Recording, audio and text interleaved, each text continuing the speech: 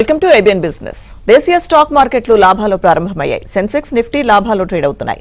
Hindalco, ONGC, M&M, Infosys, Bharat electronic షేర్లు లాభాలు trade అవుతున్నాయి. ఇక power grid corporation, HUL, Britannia, Asian paints, Titan company షేర్లు నష్టాలు కొనసాగుతున్నాయి. ఇక ఓవరాల్ గా ఈ రోజు మార్కెట్లపై తమ విశ్లేషణ అందించేందుకు బిజినెస్ అనలిస్ట్ సుందరరాజ గారు మనతో పాటు స్టూడియోలో ఉన్నారు. వారితో మాట్లాడదాం. Sir, good morning. Good morning. నమస్తే అండి. సార్, మనం చూస్తే కనుక మార్కెట్స్ గత 2 days గా రికవరీ కనిపిస్తుంది సార్. సో ఈ రికవరీకి కారణాలు ఏంటి సార్? అంతక్రితం గమనిస్తే కనుక మార్కెట్ ఇంచుమించు 4 నెలలుగా ఒక భారీ కరెక్షన్ చూసాము. మార్కెట్లో చూస్తే కనుక విపరీతమైన బేరిష్ ట్రెండ్ తర్వాత లోయర్ రేట్లో చూస్తే కనుక పెద్ద నెగిటివ్ న్యూస్ ఫర్దర్గా రాకపోవడంతో మార్కెట్లో కొంచెం ఒక సెల్లింగ్ ప్రెషర్ రావడంతో మార్కెట్లో ఒక స్వల్ప రీబౌండ్ అనేది కనిపించింది. అలాగే మొన్న చూస్తే కనుక మన దేశంలో బడ్జెట్ కూడా ప్రవేశించడం జరిగింది. బడ్జెట్ కూడా చూస్తే కనుక సింపుల్గా బ్యాలెన్స్డ్గా బడ్జెట్ ఉందని చెప్పేసి చాలామంది ఎక్స్పర్ట్స్ కూడా చెప్పడం చూసాము. సో బడ్జెట్ ఇంపాక్ట్ చూస్తే కనుక మార్కెట్ మీద పాజిటివ్గా కనిపించింది. అలాగే బ్యాంక్స్ కూడా చూస్తే కనుక చాలా స్ట్రాంగ్ రికవరీ రావడం చూసాము. గత 3 నెలలుగా బ్యాంక్స్ భారీ పతనం తర్వాత బ్యాంక్స్కి ఒక మేజర్ బూస్ట్, లిక్విడిటీ బూస్ట్ ఇవ్వడంతో గవర్నమెంట్, RBI, సో బ్యాంక్ స్టాక్స్లో కూడా ఒక మంచి రికవరీ అనేది కనిపించింది. అలాగే ముఖ్యంగా చూస్తే కనుక ఈ మధ్య మనం చూసాము అమెరికాలో కొత్త అధ్యక్షుల వారు ట్రంప్ గారు మనకి టారిఫ్స్ చాలా ఎక్కువగా విధిస్తారు అనే కొంచెం కన్సర్న్స్ ఉండడం కూడా మనం చూస్తున్నాము. అలాగే ఇవాళ ఈ మధ్యకి వచ్చిన వార్త చూస్తే కనుక మన ప్రధాని మోడీ గారు కూడా అమెరికా అధ్యక్షుల వారితో మాట్లాడుతున్నట్టుగా, సో టారిఫ్ ఇష్యూస్ కూడా రిసాల్వ్ చేస్తున్నట్టుగా మనకి వార్తలు రావడంతో మార్కెట్ కూడా కొంచెం ఊరట పీల్చుకొని మార్కెట్లో కూడా ఒక రికవరీ కనిపించింది. సో ఈ కారణాల చేత మార్కెట్లో ఒక రికవరీ అనేది కనిపించింది. ఓకే సార్, నెక్స్ట్ కాలర్ ఉన్నారు సార్ హైదరాబాద్ నుంచి బంగారాజ్ గారు. హలో అండి. Hello, good morning madam. Good morning అండి. సుందరరాజు గారు ఉన్నారు, మాట్లాడండి. Sundararaju garu good morning. Good morning Bangaraju garu. Sir, ఇప్పుడు సిప్లా, రెడ్డి ల్యాబ్స్ యాడ్ చేసుకోవచ్చు, ఆల్రెడీ ఉన్నాయి. ఓకే, 2 ఫార్మా స్టాక్స్ కూడా చూస్తే కనుక ఈ మధ్య సిప్లా 1700 రూపాయల నుంచి 1400 రూపాయల వరకు తగ్గడం చూసాము. సిప్లా మనం చూస్తే కనుక లాస్ట్ వీక్ రిజల్ట్ వచ్చింది 20th January. రిజల్ట్ వచ్చిన తర్వాత సిప్లాలో ఒక 2-3% వరకు ఒక స్ట్రాంగ్ రీబౌండ్ అనేది కనిపించింది. సో సిప్లా చూస్తే కనుక పాజిటివ్గా ఉన్నట్టు కనిపిస్తుంది. అలాగే 2 రోజుల క్రితం చూస్తే కనుక ఇంటర్నేషనల్ కంపెనీ నొమురా కూడా చూస్తే కనుక సిప్లాకి 1780 రూపాయలు టార్గెట్ ఇచ్చినట్టు కనిపిస్తుంది. బై రికమెండేషన్ ఇంటాక్ట్గా ఉన్నట్టు కనిపిస్తుంది. సో కాబట్టి సిప్లా ఈ కారణాల చేత మీరు తీసుకోవచ్చు. అలాగే డాక్టర్ రెడ్డీస్ లాస్ట్ 3 వారాలుగా చూస్తే కనుక ముఖ్యంగా మొన్న రిజల్ట్ రావడం చూసాము 23rd January. రిజల్ట్ వచ్చిన తర్వాత ఈ మధ్యకాలంలో ఒక 10-15% వరకు మనకి ఈ స్టాక్ 1400 రూపాయల నుంచి 1200 రూపాయల వరకు 200 రూపీస్ కరెక్ట్ అయ్యి కరెక్ట్గా 1200 రూపాయల దగ్గర చాలా స్ట్రాంగ్ సపోర్ట్ ఉండడం కూడా మనం చూస్తున్నాము డాక్టర్ రెడ్డీస్. పైగా డాక్టర్ రెడ్డి ల్యాబ్ చూస్తే కనుక ఫార్మా కంపెనీస్లోనే one of the lowest valuations command చేస్తుంది, చీపర్ లెవెల్స్లో ఉంది. కాబట్టి నా ఉద్దేశం అయితే 2 ఈ లెవెల్లో బాగానే ఉంది కాబట్టి తీసుకోవచ్చు. ఓకే సార్, నెక్స్ట్ కాలర్ ఉన్నారు హైదరాబాద్ నుంచి సుబ్బారాయుడు గారు. హలో అండి. సార్ నమస్తే మేడం. నమస్తే అండి. సుందరరాజు గారు ఉన్నారు, మాట్లాడండి. Hello sir, good morning sir. Good morning Subbareddy garu. Jio finance 300 రూపాయల్లో మేము బై చేసాము. అది ఇంతవరకు లోలో 300 వచ్చి పైకి పోతా ఉంది. 300 బై చేసాము 2 షేర్లు. ఇప్పుడు యాడ్ చేసుకోవచ్చు సార్. టెక్నికల్ లెవెల్స్ జియో మనకు తెలిసింది లిస్ట్ అయిన తర్వాత ఇంచుమించు 200 నుంచి 400 రూపాయల వరకు డబుల్ అయ్యి అదే స్పీడ్ తోటి లాస్ట్ 6 monthsగా మళ్ళీ 400 రూపాయల నుంచి 220 రూపాయల వరకు రావడం అనేది చూసాం. ఈ పోస్ట్ లిస్టింగ్ తర్వాత ఏ ప్రైస్లో అయితే కనుక ట్రేడ్ అవడం మొదలుపెట్టిందో అదే రేటు కూడా మన జియో ఫైనాన్షియల్ సర్వీసెస్ రావడం అనేది మనం చూస్తున్నాం. సో కాబట్టి జియో ఫైనాన్షియల్ సర్వీసెస్ ఆల్మోస్ట్ ఒక ఆల్ టైమ్ లో దగ్గర ఉంది కాబట్టి, అంటే లిస్ట్ అయిన తర్వాత మేజర్ బాటమ్ దగ్గర ఉంది కాబట్టి ఇక్కడ నుంచి 200 రూపీస్ దగ్గర పెద్దగా డౌన్ సైడ్ రిస్క్ ఉండకపోవచ్చు. కాకపోతే స్టాక్ చూస్తే కనుక వాల్యుయేషన్స్ కొంచెం ఎక్స్పెన్సివ్గా ఉన్నా, ఒకవేళ కనుక జియో ఫైనాన్షియల్ సర్వీసెస్ మనకి ఏమాత్రం మనకి రానున్న రోజుల్లో కొంచెం ఇప్పుడు కొంచెం కన్సంప్షన్కి వాటికి కూడా కొంచెము ఒక డిమాండ్ ఎక్స్పెక్ట్ చేస్తున్నారు కాబట్టి నేను అనుకోవటము Jio financial services okay current 200-220 లెవెల్స్లో తీసుకోవచ్చు. ఎస్ సార్, అయితే ఇందాక ఒక 2 days రికవరీ గురించి మాట్లాడుతున్నాం కదా. సో ఇప్పుడు ఉన్న పరిస్థితి చూస్తే కనుక కరెక్షన్ అయిపోయింది అనుకోవచ్చు సార్. ఇక్కడ నుంచి మార్కెట్స్ పెరిగే అవకాశాలు ఉంటాయి. బట్ ఈ కరెక్షన్లో మటుకు చూస్తే మటుకు మార్కెట్ ఇక్కడ కొంచెం బాటమ్ అవుట్ అయినట్టు అనిపిస్తోంది.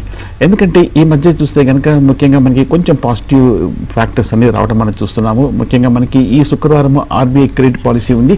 అలాగే కొన్ని దిగ్గజాల దగ్గర నుంచి కొంచెం రిజల్ట్స్ కూడా చూస్తే కనుక పాజిటివ్గా రావడం చూసాం. అలాగే అమెరికాలో కూడా చూస్తే కనుక లాస్ట్ వీక్ మనకి రిజల్ట్స్ కూడా చూస్తే కనుక ఫ్రంట్ లైన్ కంపెనీస్ దగ్గర నుంచి రావడం చూసాం. అందులో పెద్ద నెగిటివ్గా లేదు, కొంచెం మిక్సర్గా ఉన్నట్టు కూడా కనిపిస్తోంది. కాకపోతే మనం ఒక్కటి గమనించవలసింది ఏంటంటే మనకి రూపీ చూస్తే కనుక లాస్ట్ 2 రోజులుగా భారీగా వీక్నెస్ అనేది కనిపించింది. ముఖ్యంగా నిన్న భారీగా తగ్గడం అనేది చూసాము. సో అది కొంచెం మార్కెట్ మీద ఇంపాక్ట్ ఉండే అవకాశాలు కనిపిస్తుంది. సో మార్కెట్ చూస్తే కనుక కొంచెం ఇంటర్మీడియట్ బాటమ్ ఏర్పడినట్టు కనిపిస్తుంది. కాబట్టి బహుశా ఈ లెవెల్ నుంచి కొంచెం ఫ్రంట్ లైన్ స్టాక్స్ ఒక 5 to 10% లేదా 15% వరకు రీబౌండ్ అయ్యే అవకాశం కనిపిస్తుంది. అలాగే ఇందాక అనుకున్నట్టుగా మనకి ఈ నెల కనుక మనకి టారిఫ్ ఇష్యూ సంబంధించిన వరకు కొంచెం పాజిటివ్గా కనుక ఫర్దర్గా కనుక ఉంటే కనుక మార్కెట్లో కూడా కొంచెం రికవరీ వచ్చే అవకాశం ఉంది. పైగా మనకి ఈ వారంలో మనకి ఫ్రంట్ లైన్ కంపెనీసే కాకుండా మిడ్ క్యాప్లో చాలా కంపెనీస్ మనకి రానున్న రోజుల్లో ఒక 500 కంపెనీస్ వరకు రిజల్ట్స్ కూడా ప్రకటించబోతున్నాయి. ఈ రిజల్ట్స్ ఏమాత్రం కొంచెం పాజిటివ్గా ఉన్న మార్కెట్ పెరిగే అవకాశం ఉంది. ఎందుకంటే వీటి మీద ఎక్స్పెక్టేషన్స్ పెద్ద లేవు కాబట్టి ఏమైనా పాజిటివ్ సర్ప్రైజ్ వస్తే మార్కెట్ కూడా ఒక రీబౌండ్ వస్తుంది. ఓకే సార్, కాలర్ ఉన్నారు విజయవాడ నుంచి ఆనంద్ గారు. హలో అండి.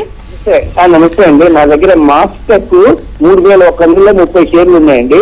ఎఫ్ఆర్ఎఫ్ 610 రూపాయల్లో 100 షేర్లు ఉన్నాయి. వీటిని హోల్డ్ చేయమంటారా? మాస్టెక్ చూస్తే కనుక 3,400 నుంచి 2,400 రూపాయలకు 1000 రూపాయల వరకు పడింది. మొన్న 16 జనవరి రిజల్ట్ వచ్చింది. పోస్ట్ రిజల్ట్ తర్వాత మాస్టెక్లో ఇంచుమించు ఒక 15% వరకు కరెక్షన్ రావడం అని చూస్తున్నాం. ఈ ఐటీ స్టాక్ చూస్తే కనుక మాస్టెక్ ఆల్మోస్ట్ ఈ 2,2400 లెవెల్స్లో చీపెస్ట్ వాల్యుయేషన్స్లో ట్రేడ్ అవుతుంది. వీళ్ళు ఎర్నింగ్స్కి ఓన్లీ 20 times ట్రేడ్ అవటం అనేది మనం చూస్తున్నాము. పైగా మనకి ఐటీ స్టాక్స్ అన్ని కూడా చూస్తుంటే కనుక కొంచెం బాటమ్ అవుట్ అయినట్టు కూడా కనిపిస్తుంది. ఈ ఏడాది మనకు ఆల్మోస్ట్ 350 కోట్ల వరకు నెట్ ప్రాఫిట్స్ ప్రకటించే అవకాశాలు కూడా ఉన్నాయి. కాబట్టి నా ఉద్దేశం అయితే మాస్టెక్ తీసుకోవచ్చు. అలాగే ఎస్ బ్యాంక్ కూడా చూస్తే కనుక మనకి ఈ మధ్య మనకి బ్యాంక్ స్టాక్స్ అన్ని కూడా బాగా రికవర్ అయినా ఎస్ బ్యాంక్ మటుకు ఒక స్వల్ప రికవరీ ఉన్నట్టు కనిపిస్తుంది.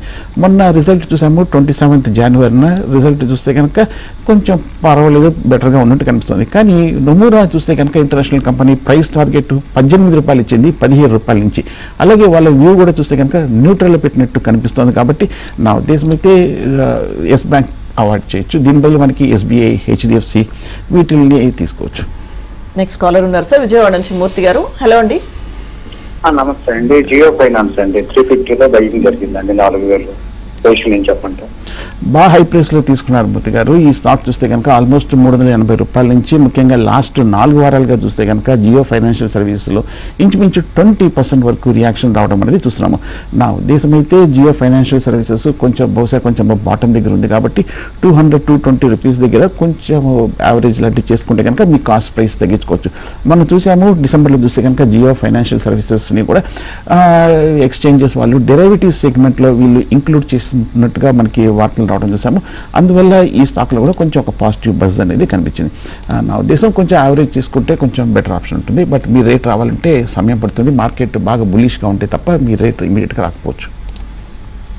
Okay sir. సార్ అయితే సెక్టార్ అలాగే ఇండస్ట్రీ వైజ్గా ఏ స్టాక్స్ ఇప్పుడు బెటర్గా పర్ఫామ్ చేస్తున్నాయి? ఇప్పుడు మనకి ఓవరాల్గా బడ్జెట్ తర్వాత ఇంపాక్ట్ ఒక్కసారి మనం గమనిస్తే కనుక FMCG స్టాక్స్లో మంచి రికవరీ కనిపించింది. ఎందుకంటే మనకి భారీగా మనకి మిడిల్ క్లాస్కి ఇన్కమ్ ట్యాక్స్ రిలీఫ్ ఇవ్వడంతో ఆ వచ్చిన ఆదాయం అంతా కూడా చూస్తే కనుక వాళ్ళ కన్సంప్షన్కి ఉపయోగపడుతుందనే ఉద్దేశంతో బహుశా ఇచ్చినట్టుగా కనిపిస్తుంది. సో కాబట్టి కన్స్యూమర్ ఐటమ్స్ అలాగే కన్స్యూమర్ డ్యూరబుల్స్ ఏసీస్ కానీ రిఫ్రిజిరేటర్స్, టీవీస్, ఎలక్ట్రానిక్ ఐటమ్స్ ఇవన్నీ కూడా కొంచెం బాగా సేల్స్ ఉండే అవకాశం ఉంది. దాంతో మనకి ఎకనామిక్ యాక్టివిటీ కూడా పెరుగుతుందని. అలాగే FMCGలో కూడా చూస్తే కనుక కాల్గేట్, డాబర్, ఇమామి ఇవన్నీ కూడా చూస్తే కనుక మనకి కొంచెం స్ట్రాంగ్ ఒక అప్ మూమెంట్ కనిపించింది. కాబట్టి కొంచెం పాజిటివ్గా ఉండే అవకాశం ఉంది. అలాగే హౌసింగ్ ఫైనాన్స్ మనకి అర్బన్ డెవలప్మెంట్ హౌసింగ్ ఫైనాన్స్ కూడా కొంచెం ఈ మధ్య కొంచెం బాటంలో ఉంది. హౌసింగ్ కూడా కొంచెం ఒక ప్రయారిటీ ఇచ్చినట్టు కూడా కనిపిస్తుంది. సో కాబట్టి ఈ మధ్య కాకపోతే మనకి రైల్వే స్టాక్స్ మటుకు కొంచెం రియాక్షన్ అయ్యింది. బట్ కానీ గవర్నమెంట్ కూడా ఇంతకన్నా క్లారిఫై చేయడం కూడా జరిగింది. రైల్వేస్కి లాస్ట్ టైం ఇవ్వడం చూసాము. అలాగే రానున్న రోజులు కూడా పరిస్థితులు బట్టి మరింత రైల్వేస్ కూడా ఇస్తామన్న ఒక పాజిటివ్ అంశం కూడా రావడం. మనకి ఎనర్జీ మటుకు కొంచెం బాగా పడినప్పటికీ ఎనర్జీ అఫ్కోర్స్ ఒక టెంపరీ ఫాల్ అనుకోవచ్చు.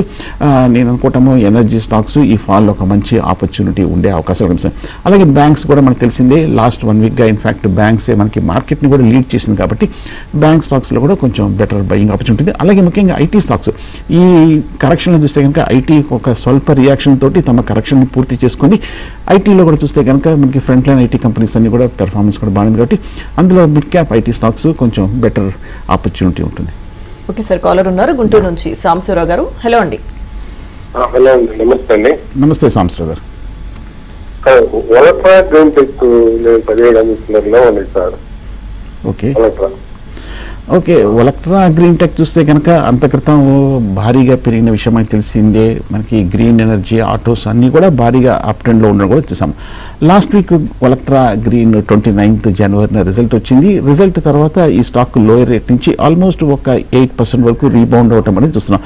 కానీ ఒలక్ట్రా గ్రీన్ టెక్ చూస్తే కనుక ఆ లాస్ట్ వీక్ వచ్చిన రీబౌండ్ని సస్టైన్ చేయలేకపోయి ఫర్దర్ కంటిన్యూషన్ రాలేకపోతుంది. ఎందుకంటే స్టాక్ చూస్తే కనుక కొంచెం ఎక్స్పెన్సివ్గా ఉంది. కానీ కాబట్టి నా ఉద్దేశం అయితే ఓవరాల్గా మనకి ఈ థీమ్ అనేది చాలా స్ట్రాంగ్ ఒక పాజిటివ్ అవుట్లుక్ కూడా ఉంది. కాబట్టి నా ఉద్దేశం అయితే ఒలక్ట్రా గ్రీన్ టెక్ ప్రస్తుతం మరి హోల్డ్ చేయొచ్చు. సార్ కాలర్ ఉన్నారు సార్. నెక్స్ట్ కందుకూరు నుంచి బాబు గారు. హలో అండి. Hello madam. మేడం నమస్తే. నమస్తే అండి, మాట్లాడండి. Madam Amara Raja batteries madam. ఏదండి Balaji? Amara Raja batteries. Amara Raja batteries. Okay okay sir 1680 రూపాయల్లో ఉన్నాయి. యావరేజ్ చేయమంటారా? ఓకే, 1680 అంటే ఆల్మోస్ట్ హైయెస్ట్ ప్రైస్లో తీసుకున్నారు బాలాజీ గారు. ఎందుకంటే ఈ స్టాక్ 600 నుంచి ఈ స్టాక్ 1700 రూపాయలకి పెరిగిన తర్వాత కరెక్ట్గా కరెక్షన్ ముందు తీసుకున్నారు 1680 రూపాయల దగ్గర. ఇప్పుడు ఈ స్టాక్ ఆల్మోస్ట్ 1000 రూపాయల దగ్గర ఉంది. 1000 రూపాయల దగ్గర చూస్తే కనుక అమర్ రాజా కొంచెం స్టడీగా ఉన్నట్టు కూడా కనిపిస్తుంది.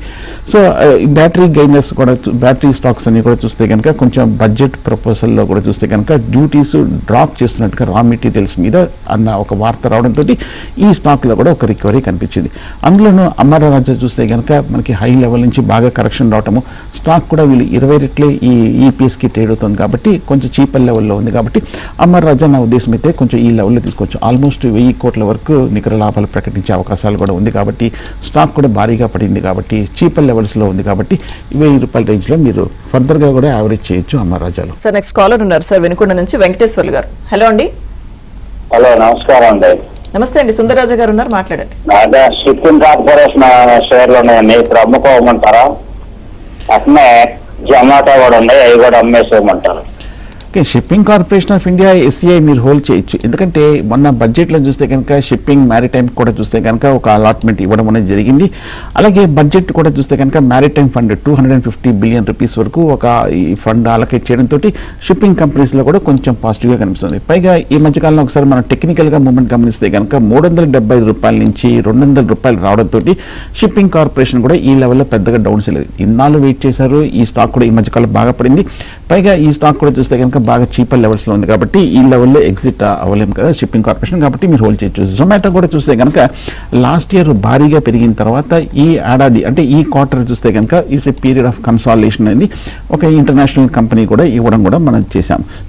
సో బట్ నా ఉద్దేశం మొన్న జొమాటో కొంచెం రిజల్ట్స్ డిసప్పాయింట్ అయినప్పటికీ ఓవరాల్గా పెర్ఫార్మెన్స్ చూస్తే కనుక జొమాటో బాగా ఉన్నప్పటికీ స్టాక్ కొంచెం ఎక్స్పెన్సివ్గా ఉంది, బాగా హైలీ ఎక్స్పెన్సివ్. కాబట్టి నా ఉద్దేశం అయితే జొమాటో కొంచెం షార్ట్ టర్మ్లో పీక్అవుట్ అయిన లక్షణాలు కనిపిస్తుంది. కాబట్టి కొంచెం హై లెవెల్లో ప్రాఫిట్ బుక్ చేయొచ్చు షార్ట్ టర్మ్లో జొమాటో. సార్ నెక్స్ట్ కాలర్ ఉన్నారు సార్ బెంగళూరు నుంచి లత గారు. హలో అండి లత గారు. నమస్తే సార్. నమస్తే లత గారు. Sir Bharti airtel, Hindustan Unilever, Nestle short term కోసం 3,000 తీసుకోవచ్చా? ఎంట్రీ ప్రైస్ చెప్పండి. ఒకటండి Maruti, next Hindustan Unilever, Nestle. Okay, Maruti మొన్న చూస్తే కనుక ఆటోమొబైల్ స్టాక్స్ అన్ని కూడా బాగా పెరిగింది. ఈ మధ్య మనకి తెలిసిందే కొంచెం లిక్విడిటీ బూస్ట్ మనకి ఎకానమీలోకి మరింత పంపించేయడంతో ఆటోమొబైల్ సేల్స్ పెరుగుతాయనే ఉద్దేశంతో ఆటో స్టాక్స్ అన్ని కూడా పెరిగింది. పైగా మొన్న మారుతి చూస్తే కనుక రిజల్ట్ చాలా బ్లాక్ బస్టర్ రిజల్ట్స్ రావడం చూసాము. అందువల్ల ఈ స్టాక్లో కూడా ఒక స్ట్రాంగ్ అప్ ట్రెండ్ అనేది కనిపించింది. సో మారుతి నా ఉద్దేశం అయితే కొంచెం ఒక చిన్న కరెక్షన్లో తీసుకోవచ్చు. ఎందుకంటే లాస్ట్ ఒక 1 or 2 వీక్స్గా భారీగా పెరిగింది. కాబట్టి ఈ మధ్య నిన్న చూస్తే కనుక జెఫ్రీస్ కూడా ఈ స్టాక్కి అప్గ్రేడ్ చేసినట్టు కనిపిస్తుంది. కాబట్టి చిన్న డిప్లో తీసుకోవచ్చు. అలాగే హిందుస్థాన్ యూనిలీవర్ కూడా చూస్తే కనుక లాస్ట్ 3 నెలలుగా ఎఫ్ఎంసీజీ కంపెనీస్ అన్ని బాగా పడిన తర్వాత హిందుస్థాన్ యూనిలీవర్ కూడా ఇప్పుడు కొంచెం ఒక రీబౌండ్ అని కనిపించింది. బేసికల్గా ఎఫ్ఎంసీజీ కంపెనీస్లో కొంచెం కరెక్షన్ అయినట్టు పూర్తి అయినట్టు కనిపిస్తుంది. సో కాబట్టి హిందుస్థాన్ యూనిలీవర్ కూడా మనకు తెలిసిందే ప్రముఖ సోప్స్, డిటర్జెంట్స్ ఇవన్నీ కూడా తయారు చేసే కంపెనీ. నా ఉద్దేశం అయితే హిందుస్థాన్ యూనిలీవర్ కూడా లాంగ్ టర్మ్ కోసం కన్జర్వేటివ్ స్టాక్ కాబట్టి మీరు తీసుకోవచ్చు. Okay sir. సార్ కమెంట్స్లో ఒక క్వశ్చన్ వచ్చింది సార్. పోలిశెట్టి శ్రీనివాస్ గారు అడుగుతున్నారు, కేరళ ఆయుర్వేదిక్ ఫండమెంటల్ ఎలా ఉన్నాయని అడుగుతున్నారు, బై చేయవచ్చా అని అడుగుతున్నారు సార్. ఓకే, కేరళ ఆయుర్వేదం చూస్తే కనుక ఈ స్టాక్ చిన్న కంపెనీ అండి. ఒకసారి బ్యాలెన్స్ షీట్ చూస్తే కనుక 12 కోట్ల ఈక్విటీ ఉన్న కంపెనీ. అలాగే ప్రాఫిట్స్ కూడా ఒకసారి గమనిస్తే కేరళ ఆయుర్వేదంలో ఒక లాస్ట్ 2 సంవత్సరాలు లాస్ నుంచి 1 crore లాస్ నుంచి 3 కోట్లు కొంచెం ప్రాఫిట్స్ ఈ ఏడాది ప్రకటించే అవకాశం కనిపిస్తుంది కేరళ ఆయుర్వేదం. అందువల్ల బహుశా కొంచెం స్టాక్ ఈ మధ్య కాలంలో మనకి లాస్ట్ 2 నెలలుగా మార్కెట్ బాగా వీక్గా ఉన్నప్పటికీ 250 నుంచి 400 రూపీస్ వరకు పెరిగింది. బట్ నా ఉద్దేశం అయితే ప్రాఫిట్స్ నామినల్గానే ఉంది. స్టాక్ పైగా బాగా ఎక్స్పెన్సివ్గా ఉంది కాబట్టి నా ఉద్దేశం అయితే ఫ్రెష్ బయింగ్ అవాయిడ్ చేయొచ్చు కేరళ ఆయుర్వేదంలో. ఓకే సార్, నెక్స్ట్ కాలర్ ఉన్నారు హైదరాబాద్ నుంచి ప్రసాద్ గారు. హలో అండి. నమస్తే అండి. నమస్తే ప్రసాద్. నమస్తే ప్రసాద్ గారు. బజాజ్ హౌసింగ్ ఫైనాన్స్ గురించి చెప్పండి. బజాజ్ హౌసింగ్ ఫైనాన్స్ కూడా చూస్తే కనుక పాజిటివ్గానే ఉంది. ఈ మధ్య చూస్తే కనుక బజాజ్ హౌసింగ్ ఫైనాన్స్ లిస్ట్ అయినప్పటి నుంచి 180 రూపాయల నుంచి కొంచెం డిసప్పాయింట్ అయినప్పటికీ 100 రూపాయల దగ్గర కొంచెం బాటమ్ అవుట్ తీసుకొని లాస్ట్ వీక్ 27 జనవరి రిజల్ట్ వచ్చిన తర్వాత బజాజ్ హౌసింగ్ ఫైనాన్స్ ఇంచుమించు ఒక 7% వరకు రీబౌండ్ అవడం కూడా మనం చూస్తున్నాం.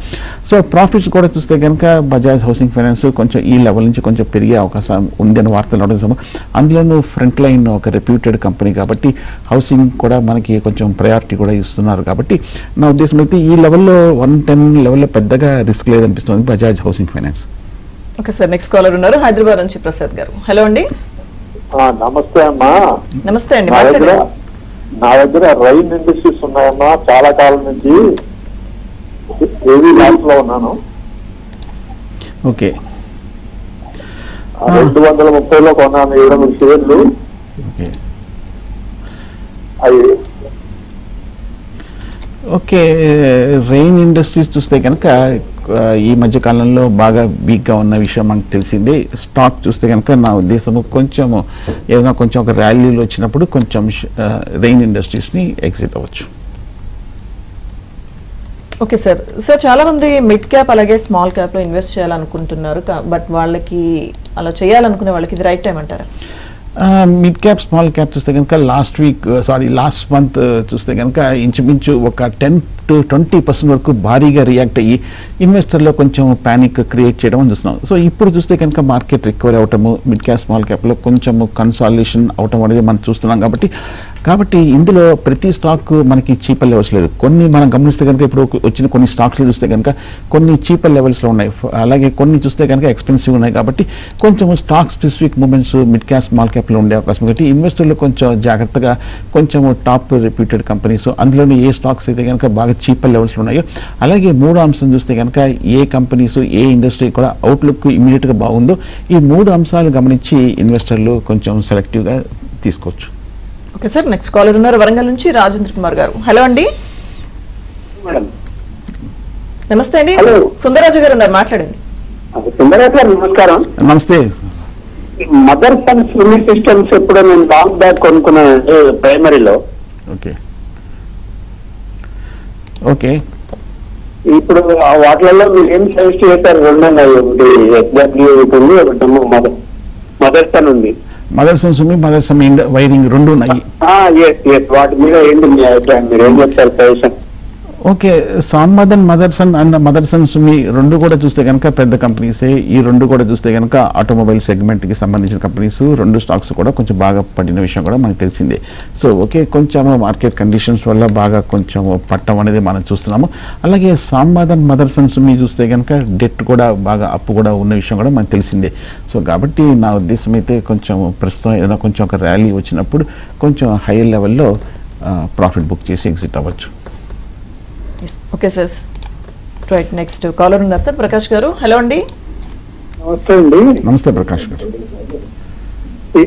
ఇన్ఫోసిస్ అమ్మేసి ఇప్పుడు ఎంఆర్ఎఫ్ కొనమంటారండి? ఇన్ఫోసిసా? అవునండి.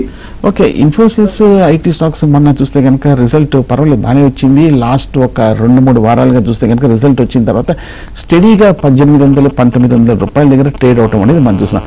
ఐటీ దిగ్గజాలు చూస్తే కనుక ఇన్ఫోసిస్ రిజల్ట్స్ కూడా చూస్తే కనుక వాల్యుయేషన్స్ కూడా అట్రాక్టివ్గా ఉన్న విషయం కూడా మనకు తెలిసింది. సో పోస్ట్ రిజల్ట్ తర్వాత ఇన్ఫోసిస్ స్టడీగా ఉంది. సో కాబట్టి ఐటీ ఫ్రంట్ లైన్ స్టాక్స్లో మిడ్ క్యాప్లో పెద్దగా రిస్క్ లేదనిపిస్తుంది. పైగా మనకు తెలిసిందే ఐటీలో భారీ రెవల్యూషన్స్ ఇవన్నీ కూడా వస్తున్నాయి కాబట్టి. సో ఇండియా కూడా చూస్తే కనుక ఈ కొత్తగా వచ్చిన ఏఐ కారణాల చేత ఇండియా కంపెనీస్ కూడా కొంచెం బెనిఫిషరీ అవుతుందనే ఒక కామెంట్స్ కూడా చూస్తున్నాం. కాబట్టి ఐటీ కంపెనీస్ని కూడా తీసుకోవచ్చు. ఇన్ఫోసిస్, టీసీఎస్, హెచ్సిఎల్ టెక్నాలజీస్ వీటిని కన్సిడర్ చేయొచ్చు. Okay sir, thank you so much sir. Sundararaja గారు, మార్కెట్స్ పై మీ అనాలిసిస్. Thank you. ఇది వాటి ఏబిఎన్ బిజినెస్.